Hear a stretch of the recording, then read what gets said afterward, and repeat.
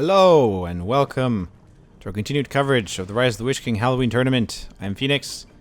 This is the third place match, the first game of the third place match between S.P.Q.R, who's playing as men in the bottom right corner, and his opponent EagleEyes, who's playing as Goblins in the top left corner.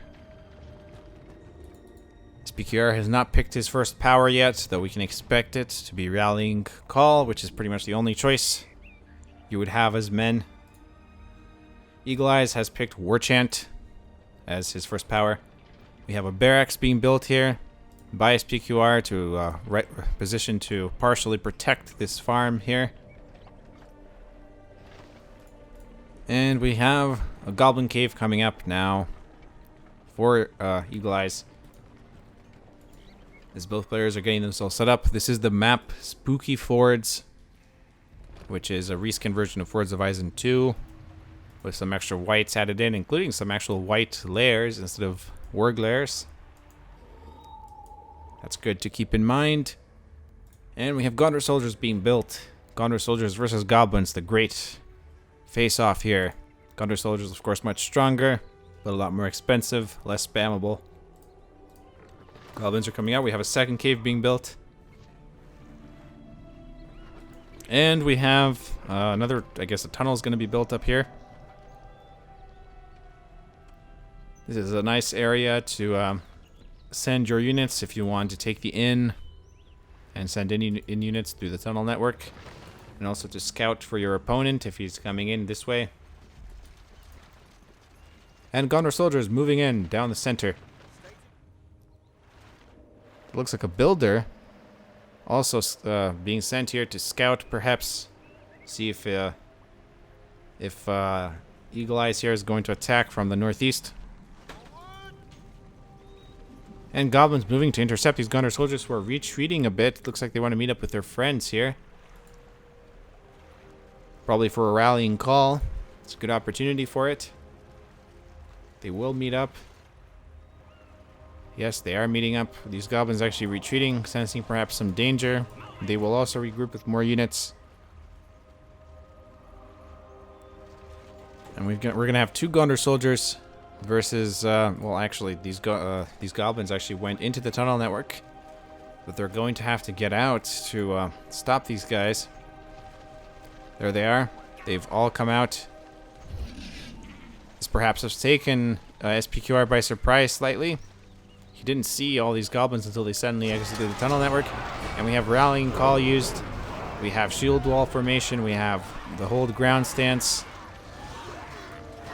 We also have War Chant used on the Goblins and Poison Blades. It's going to be a big battle here, right off the bat. Neither player has really taken out any farms yet, or tunnels.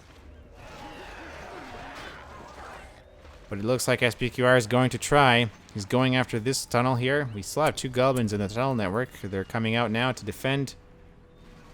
More Gondor soldiers moving in. And we have a builder over there and a farm. So S.P.Q.R is going to expand in the northeast area. And also scout his opponent out while doing that.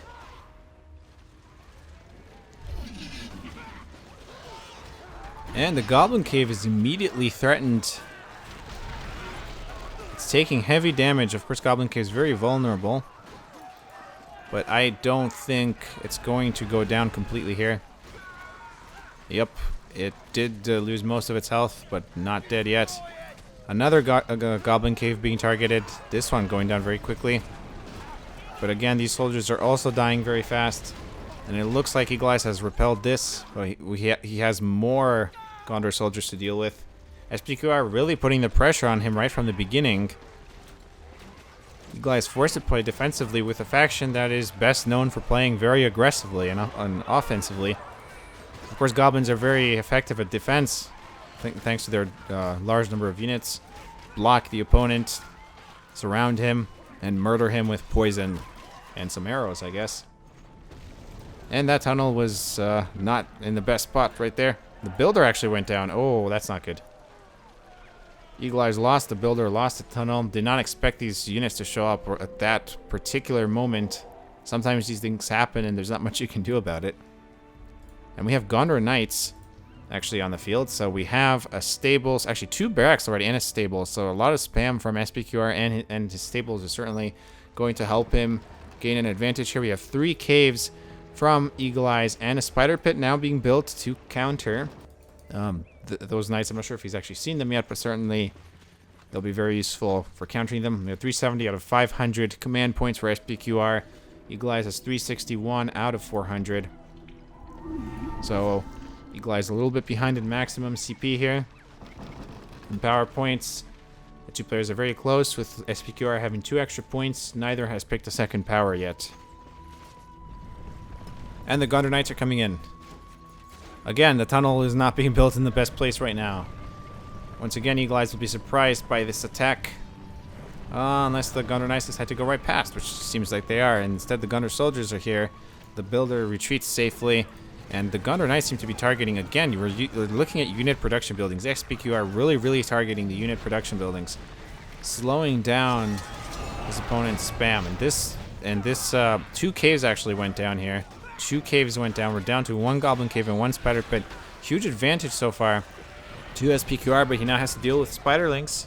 But they're up against buffed Gondor Knights, so that's not going to be as effective for EagleEyes as he'd like. And again, S.P.Q.R moving to attack. His strategy is really paying off so far. Looks like that builder must have been in danger or something, because he started building a wall hub. And we're going to see Rohirrim very soon. S.P.Q.R moving towards those elite cavalry units. And that will really give him a massive advantage against his opponent. Yes, he can spam spiderlings, but men have the best cavalry. They're certainly quite capable of surviving. And with some care, they can be used very effectively. Spider holes expansions are absolutely critical for the base defense, especially with cavalry coming in. EagleEyes needs to retaliate very quickly, get more caves out, and start building. Obviously, he needs those spider holes. I mean, if his unit production buildings are going to be targeted this way, they're pretty necessary. We actually have Eomer on the field. Eomer and several Gondor Knights. Spiderlings seem to be determined to harass, moving around the map. Look at this, 2 knights and Eomer. Now we're seeing fortress expansions. I think those are spider holes. No, they're towers. I mean, towers are obviously also useful, but it's good to have some spider holes as well. Spider holes and towers. But I would say spider holes are a higher priority, simply because they're very effective against infantry units, melee units. And the knights are going to... Okay, they're coming back. Coming back for an attack. And wow, EagleEyes surrenders right there. Definitely not the best situation for him. And he was defeated pretty early on there. He was... S.P.Q.R got the advantage very quickly, and it definitely was not looking good for him. He lost so much that was it. GG, game over. And with that, they will now advance to Game 2, and whoever... well, if S.P.Q.R wins Game 2, then he wins 3rd place. If EagleEyes wins it, then they'll play a 3rd game. So it'll be great to see what happens. I'll see you guys next time.